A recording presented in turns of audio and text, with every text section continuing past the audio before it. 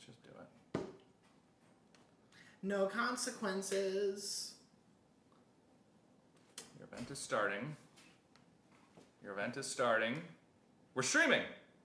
I'm almost positive we're streaming. So obviously we are live from the Breakfast Nook. Yeah. What a privilege. Right? What a privilege and honor it is to be here. I mean, he calls it the Breakfast Nook because there's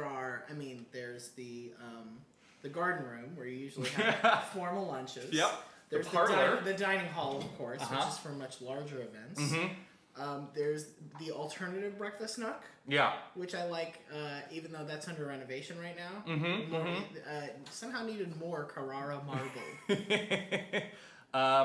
There's a glow on us, almost like the apocalypse is happening outside. Welcome to 2017. Welcome to 2017. Happy okay. New Year, everyone. Happy New Year, So, Dan. Thank you. Happy New Year to you too. This is your first full year as a father. Yay. Life is great. What could go wrong? You're more dressed up than I am. Yeah. We're in my apartment, That's and right. I just don't get dressed up in my apartment. All right, so we have a national championship game. We do. We have a national championship seems game. familiar somehow. It seems we have a bit of a rerun, but almost in the way that like I'm okay with, because last year was played at such a high level, where Right. you're just like, oh, that's it. It looks like right now, given the team's strengths and weaknesses, that we'll have an entertaining national championship game. Not like an LSU Alabama type rerun, Right. a Clemson Alabama rerun. And based on how the other two playoff participants who will not be appearing in the national championship Right. game looked, I feel fine about it. There is no part of me that says, oh, what if? Just because, I mean, I weirdly, I do think Washington, it's not weird to say Washington probably had the better showing because Washington didn't, get shut out in a bowl game for the first time since 1920 against Cal, when Cal was good. That's how long ago these things happened. That's so long ago. This was the first time Ohio State's gotten shut out since I think 1993. All of this I am cribbing from the Read Option, our daily college football newsletter, which you should subscribe to. Urban Meyer's first shutout loss ever. His only sixth loss at Ohio State. 2 of those losses have come to Clemson. How do you feel about Ohio? So I think the book about Ohio State entering this game was super young team. Yes. Wasn't supposed to be here. Rebuilding year. Rebuilding year. In as much as you can have one with that much talent. Looked really good in a rebuilding year.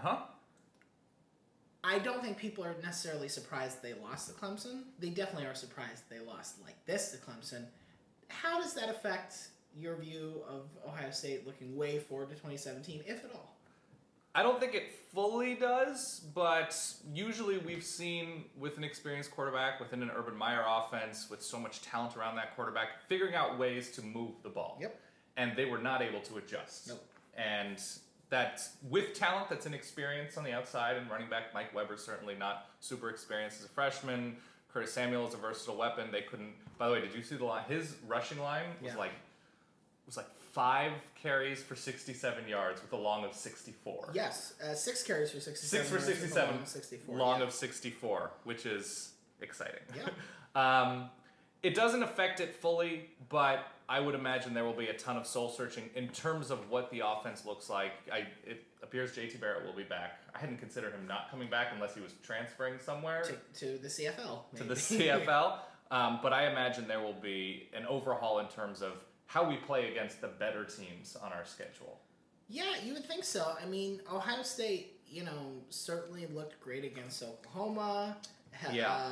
Went to overtime against Michigan, but didn't look particularly weak against Michigan necessarily. Not in a way that you were. Yeah, they were a little stumbly. Yeah. But it seemed more sloppy rather than and inconsequential, because that's what Ohio State was on offense in this game. Inconsequential. Yeah, and usually they're able to get away with it, or at least this year, by being sort of ruthlessly and maybe in an ugly way efficient.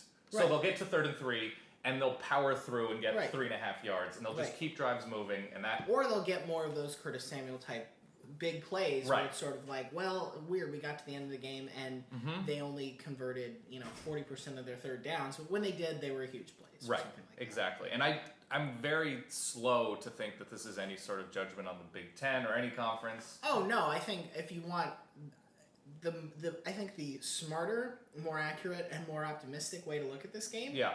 Clemson's defense is super good. They are. I have felt that way all season long, and I don't. That's not to no disrespect to the Clemson offense and Deshaun Watson and Gallman and all their receivers, who are all fantastic as well. But the one time Clemson's defense didn't get it done, they lost. That's where their one loss happened, where they just couldn't put Pitt into a box, but you can't. I think put Pitt in. The thing that I think Clemson's season highlights, and we'll get back to Ohio State and then Alabama, Washington, is just how responsible an offense is for good defensive play on your same team. Sure. So what was the problem with Clemson's offense this year? It was turnovers. Turnovers galore. Yeah. It was turnovers galore. And even a defense as talented, as deep, as scary as Clemson's, you can't overcome your offense constantly putting you on the field in bad positions. Sure. So last night, I know Deshaun Watson had a couple picks. Yeah. One of which was a long pick to the end zone, so that wasn't too consequential. But the early one looked like it was going to be very consequential. Absolutely. So when they are not constantly turning the ball over, with the rest that came with a couple weeks after the ACC championship game, and 7, 9, 10 days before the national championship game, it's a great thing for Clemson's defense. So here's a fun stat I pulled. Yeah. I went and I ran the numbers, thank you to Sports Reference for this, of teams' records over the last 2 seasons in games where they turn the ball over at least twice. Okay. Not related to turnover margin, just like because I think the conventional wisdom is like, boy, you can't turn the ball over and win games. Correct.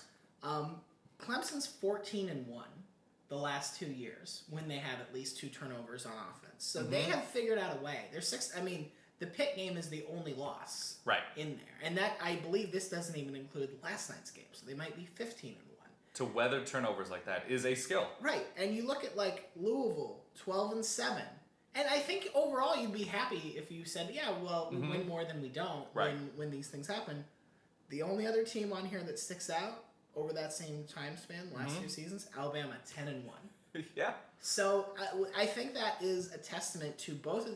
It really says something that both of these teams can make mistakes, can have big flubs, whether it's on special teams, whether it's the offense turning the ball over, whether it's giving up a big play or giving up an opening drive, like Alabama has done in almost every game this season, it feels like. Yep. And they're just like, it's cool. We're still incredibly talented and incredibly well coached, and we will adjust. Yeah, I was like, the lesson here is if you're going to turn the ball over, have the best coaches and the best players to make up for it. College football is so easy. It's just that. Do those things. That's all it takes. And you play for the national championship. Anything you want to take away from Clemson's offense, which had looked sloppy over the course of the season, just in terms of turnovers and Deshaun Watson? I don't think he got worse. Maybe he had some bad luck over the course of the season. Right. He talked about how he felt he when looking back at tape, he was making right decisions. Right. And, sometimes he just gets unlucky with the receiver slipping. But at a certain level, too, he threw a ton of picks, given his talent and his ceiling. How do you feel about this Clemson offense going into the Alabama game as compared to last year? I think with the Mike Williams addition. Mike Williams that's exactly what I was going to say. Is that so? Clemson completed passes to 9 different receivers in this game, and I think when you're facing a defensive stalwart like Alabama, you do have to be able to put the ball different places. Yeah. But you also need somebody like Mike Williams that the defense has to say, we have to count for him at all times. Yep. He can make big catches. He has big speed. He can tear us apart if we lose track of him. But, I mean, this is kind of what happened last year with on Alabama's side. They sort of said, okay, well, we have, receivers like that. Right. Let's get the ball to somebody else. O.J. Howard in that case. And I think it would be really interesting to see, is Jordan Leggett going to play a big role in this year's national championship? Is Hunter Renfrow had 5 catches last night for 50 yards, and he wasn't over the course of the season a major destination for them. But I think that's the most intriguing part about the offense is they have so many options that they can get the ball out to. Yeah, I think the Jordan Leggett thing is very interesting. When you look at the receivers, the pass catchers who have succeeded against Alabama in recent years, they sort of have something in common. So Ole Miss has giant receivers. Who led Ole Miss in receiving this year? It actually wasn't a receiver. It was Evan Ingram for Ole Miss in there. I mean, they didn't win, but Hugh Freeze is averaging like 40 points a game against Alabama. We saw Mike Evans with Texas A&M. They just went to him early and often and dared Alabama's extremely talented corners and safeties to be able to hang with them physically. So I would expect a lot of Jordan Leggett. I would expect a lot of Mike Williams. And I would expect Deshaun Watson doing what, and I wrote this yesterday, or I tweeted it yesterday. Writing is, it's not what a tweet is. It's not what a tweet is. But the quarterbacks who do beat Alabama they all have something in common, in that they're just a little off. They're all just, they shouldn't be as confident as they are against this Alabama defense. Right. You look at the two Ole Miss quarterbacks, Chad Kelly and Dr. Bo. We love Dr. Bo, but he has an insane level of confidence. Steven Garcia in 2010, off. Some might say an unearned level. Well, that's true. Johnny Manziel had never played a college football season and then turns it loose. So there is that thing. Deshaun Watson seemed to have it last year. Last year was definitely not on him. Right. So I'm curious to see if he's able to channel that, and he should have that confidence with what he's accomplished. Yeah. I'm curious if he can channel that once again. You want to talk about the Tide? Let's talk about the Tide. Let's talk about the Tide. Washington's offense struggled against Alabama's defense. They did. That's the headline. But the bigger headline is Alabama can win however you want them to. I mean, I hear that. I also just look at this, and you look at the two semifinal games compared to each other. Mm-hmm. And if I told you before these, Washington's going to run the ball 6 more times than Ohio State does. Okay. Where? How? Why? Right. Under what por qué? Por qué? I just don't. I mean, I really don't understand. Just look, Jake Browning threw 2 picks, was definitely facing a lot of pressure in the pocket. Mm-hmm. The run game didn't do anything for Washington, and they went to it a lot. And I get the whole you got to keep people honest, et cetera, et cetera. But it felt like they were doing that enough with, okay, we're just going to throw it to the flats, or we're going to, you sort of use a short passing game that is the equivalent of a running game, because they just, I mean... How many times has that worked against Alabama these past few years? The short passing game. No, I understand, but the short running game sure didn't work. 29 carries for 44 yards, and that includes sack yardage. But did you see, it was the first drive for Washington. Yeah. I forget which Alabama defensive lineman it was, ragdolling the Washington right guard, I believe. Yeah. It was very clear early on in this game that Chris Peterson, with like the early screens, with the early throws to the flat, with quick slants, didn't trust his offensive line. And I'm with that. I understand that. As you saw this game, as you watched the course of this outcome unfold, it was clear that was the right decision. Right. But man, the running game wasn't there, and I don't know what sort of mandate or what we can fully draw from this Washington. This Washington team was also a year away. Okay. This Washington... I mean, not based on what you said all offseason. That's true. On Twitter. That's true. Well, I obviously saw the Pac-12 North stumbling like it did. Yeah. But in earnest, this Washington team was built to make a big run in 2017. Given, Jake Browning's a true sophomore, the team is still relatively young around him. But there were just certain moments, you saw them in their struggles against USC's defense. We're like, ooh, a defense that's more talented can sort of push these guys around. And I think that also highlighted... Their receivers are like 5'11", 5'7", and 6'1", and none of them are above 200 pounds. Right. And that's fine in the Pac-12 against certain smaller defensive backs, and you can get away with certain things. I'm talking to Bud Elliott. I know. It is. I mean, that's Alabama is such a specific team. Yeah. I mean, I could say Washington could go and beat maybe 3 or 4 other top 10 teams with those receivers, and I would feel comfortable saying it. But against Alabama and how deep they are and how well coached they are, there's just a way to be built. And Washington isn't in that place, at least not yet. Okay. And I think watching this Alabama team, and this was a really good defensive performance, I would say, from Washington. Oh, outstanding. I mean, they forced Alabama to punt 8 times. Yep. Really outside of Bo Scarborough, who had a great game. Yes, he did. Jalen Hurts didn't look great. No. Either running the ball or passing the ball. He had one big run for 33 yards, but other than that, they mostly kept him under control. He didn't do anything through the air of any real meaning, I wouldn't say. But yeah, that's the problem. That feels like the Alabama problem, is that the depth is there, the talent is so numerous that it's like, okay, cool, we shut down 5 of your surface-to-air missiles. What's that? You have a 6th? Shit. Yeah. That's basically what it is. And how do you feel about Alabama now going into a Clemson matchup? So Clemson last year So they had Tankersley and they had Mackenzie Alexander. Mackenzie Alexander goes down early in that game, and you saw the Clemson secondary get exposed a little bit. Right. Clemson secondary was very much not exposed Right. yesterday. So Alabama with a less seasoned, different type of quarterback, but with a similar running game. Bo Scarborough, from Derrick Henry, is not the biggest lapse in talent. How do you feel about Alabama going into this game with, some would argue, a shallower but just as talented defense? So, to me, the main problem is going to be the quarterback. Because last year, Jay Coker had a really efficient, mistake-free, impressive game. Under a ton of pressure, too. Absolutely. Yeah. He completed about 2/3 of his passes, threw for 335 yards, over 13 yards an attempt, 2 touchdowns, no picks. I don't know that you're going to get that same performance out of Jalen Hurts. I don't know that you necessarily need to. And some of that is definitely going to be game planning, and you sort of figure out, I'm going to try to do this instead of what we did last year. I don't expect it to be a carbon copy by any means. But there is some question of, if Alabama does need to move the ball quickly, I don't know that they can necessarily do it as well as they did last year. I think that's fair, and I would also say Clemson will be ready for Pucci onside kicks. Yeah. I will say that I think Clemson special teams will be getting a lot of practice these next 11 days. Yeah. When you look at now Alabama's defense against Deshaun Watson, they're down Eddie Jackson, who plays a hugely versatile role for that secondary. Do you think Clemson can stand up to the assault? Do you think Clemson can be balanced? Do you think Deshaun Watson can turn that screw to be a little bit crazy in this game? Gosh, I know I talked about how they weather Florida State. Clemson can weather turnovers. Right.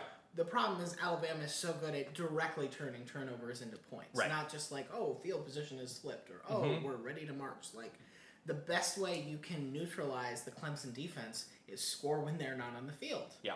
And I think that's the biggest concern for that is a big concern for Clemson going into this game, is if Deshaun Watson throws 2 picks, are those 2 picks where Alabama just gets the ball on offense, or is that 14 points? Right. Because you definitely can't just spot them 14 points and win this game. Correct. Absolutely not. All right, and Florida, Iowa. What other bowl games have impressed you that have already been played? Because we are absolutely not talking about the Outback Bowl. So there have been a few performances that I would say were sort of unforeseen. Yeah. What LSU did to Louisville was, I can't take away any absolutes from pretty much any bowl game. Yep. Because there's too many variables at play.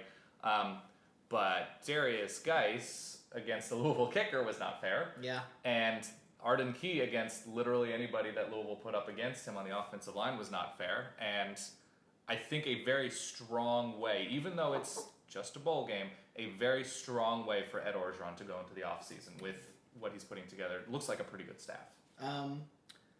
Dalvin Cook is my favorite college football player that I am so happy I don't have to watch play college football anymore as a Florida fan. Yeah. Just phenomenal. Okay. Just absolutely phenomenal. And I appreciate that Michigan was able to make that game close, at least in terms of the final score and the weirdness that happened at the end. Right.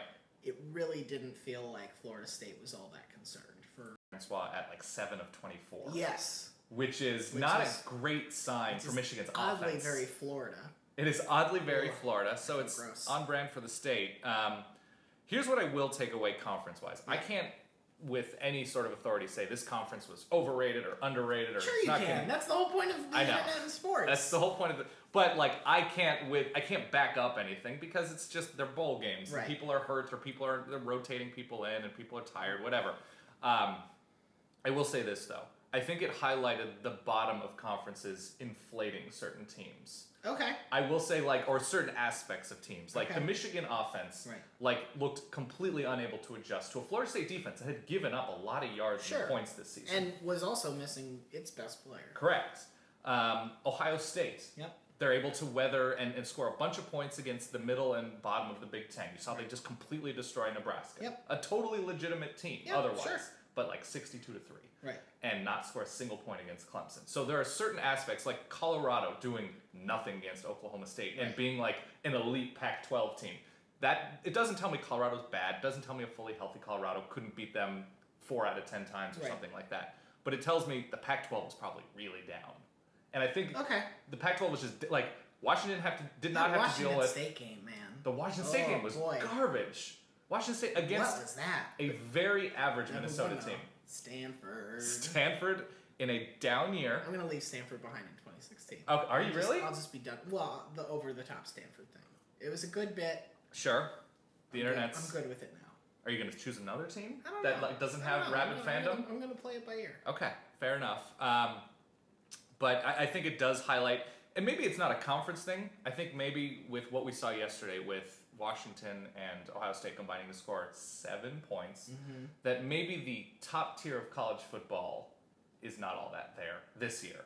Okay. Because even like or it's just extremely segmented. It's extremely segmented. Like which team not in the playoff? Now with like the benefit of hindsight. Yep. Would you say, okay, they could make it a game against either Clemson or Alabama? So everybody's gonna say USC, but we have the advantage of saying that without seeing how they play in the Rose Bowl yet. Right. And also, I mean, USC, whatever. I get the love for the Trojans at this point. They also lost the games they lost. They lost the games they lost. Undo that or change that. They lost to Utah. They lost to Utah. And they lost to Stanford. They got killed by Alabama. And do I think they could have made it a more interesting game against Alabama than the first time they played? Yes. Do I think they're necessarily losing by a lower scoring margin than Washington did? I don't. With 17 points? I don't necessarily think so. Or if they do, it's academic. It's like, oh, we only lost by 15. Yeah, it was. It's 31-17 or something like that. USC talent-wise, because Adoree Jackson maybe catches the interception and runs it back, or runs back a touchdown or runs back a kickoff, and they score in more interesting ways. I don't think Sam Darnold in a neutral spot beats Alabama. Yeah, I mean, looking through the bowl results here, there are the teams that really showed well are the teams that we knew all season. Yeah, if they put it all together, Oklahoma State is a good example of this. Virginia Tech's a good example of this. God, if we could give LSU Sam Darnold, I mean, that's the team that has the best chance to beat Alabama. Yeah, even Miami looked great in the Russell Athletic Bowl, but these are the teams that they didn't play that way the whole season. Right. And some of the teams they beat were the teams that are like, oh yeah, they can really lay a goose egg out there. So yeah, I totally agree with you that bowl season is the thing that we make way too much of, especially because we are so big on saying, well, don't look at what a team did at the beginning of the season. Teams change over the course of the season. I mean, going into 2017, if you are overly relying on bowl results, shame on you. Shame on you. Be better. I'm trying to think if there's any other bowl. Yeah, Washington State. That was probably the biggest surprise to me of the bowl games. Right, they scored 12 points 12-17 on a neutral field. That game was, Ooh, not good at all. I feel good about LSU. And LSU sort of, and this isn't, listen, I'm not going to say LSU is now an 11-1 team next year, but they justified a lot of the sort of advanced metrics like the S&P Plus has them like at number 9 with 3 or 4 losses. Yeah. And you're like, wow, really? But then they get shut out by Alabama, but only allowed 10 points. And at their best, they're a scary, scary team. So I do think bowl season is useful for one thing. What is that? Hot seat. Just because it's the last thing you leave your fans with for... Everything is so public. 8 months, 9 months, and they just have to sort of stew on it. And yeah, you get signing day, and you get spring practice and the spring game and all that. And that can help. But like... Arkansas fans have to sit on that they blew a 24-point lead. They did. Against Virginia Tech. And Virginia Tech's a good team, and it's not... They are. It's not a shame that you lost to them, but... In the you way. had that game won. You should have won that game. Yeah. TCU fans have to figure out what the hell is going on with that. Like, Georgia obviously has a very strong running attack and used it to full advantage, but... Didn't do it for a lot of the season. But TCU used to be the kind of team that could handle that. Yeah. And they weren't this year. Texas A&M. Nebraska 9-4. And you made a Tennessee team that lost down the stretch to Vanderbilt and Missouri. No, they didn't lose to Missouri. They lost to South Carolina and Vanderbilt. Yes. Tennessee didn't have any problems with Nebraska. No. So there are a number of schools that you sort of look at on this list, and you sort of like, okay, that's going to fester. It's going to tweak them, and especially clean since that wound out. the way that Nebraska lost Tennessee, like their strength is supposedly their secondary, and Right. Josh Dobbs had a very nice game against them. And I also like big picture. In 2 weeks, we're not going to think about that bowl game. We're thinking, okay, Mike Riley won 9 games in his second year, and Nebraska has a really nice recruiting class coming in. But now, listen, going 9-4 at Nebraska, they've seen that. They've been there. It is a thing that has already happened. Right. Texas A&M, Kevin Sumlin, that's not super fun to sit on. That's a game I totally forgot about. Yeah. That's a game that already was just out of my mind. So, getting less out of more is not great. Bowl season is really good for just taking all of the irrational anxieties that we have as fans about our coach. I mean, you literally know this because you lived it last year. Yeah.